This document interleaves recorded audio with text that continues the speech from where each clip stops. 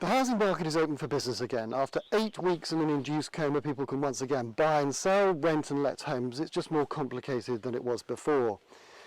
But what everybody wants to know is what's happening to prices. Well, the truth is it's still too early to tell. We won't know for sure until late July because measuring house prices is not something that can be done in real time, whatever some apps suggest.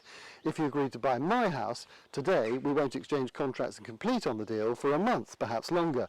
The transaction won't be recorded by the land registry until the month after that, so it'll be high summer before we know what the first transactions traded at. There are deals happening at pre-COVID levels. The website Rightmove had 6 million visitors on the last Wednesday of May. There is clearly a lot of interest from people who've been cooped up together for 2 months. Are they all serious? Of course not. But there are examples even of competitive bidding for some homes.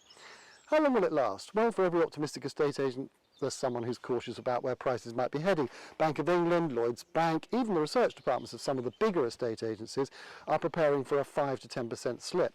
I was looking at a £5.5 million flat. The agent told me that 4.5 would probably do it. That's before I even got my face mask and rubber gloves on.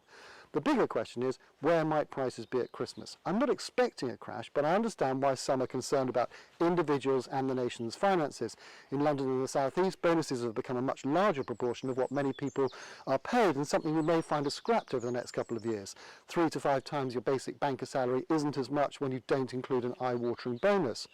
But what of lesser mortals? Many will be earning 80% of what they were earning in January. Millions will be unemployed. If you can't borrow as much, you can't pay as much for the new home.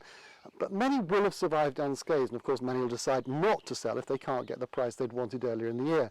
But what many forget is that house prices are based on what their neighbours who do decide to accept a lower offer do, rather than the majority who don't. If you want my advice, get on and sell if you're thinking of selling, but if you want to buy, it's perhaps still too early, and it'll be August before we can be more certain.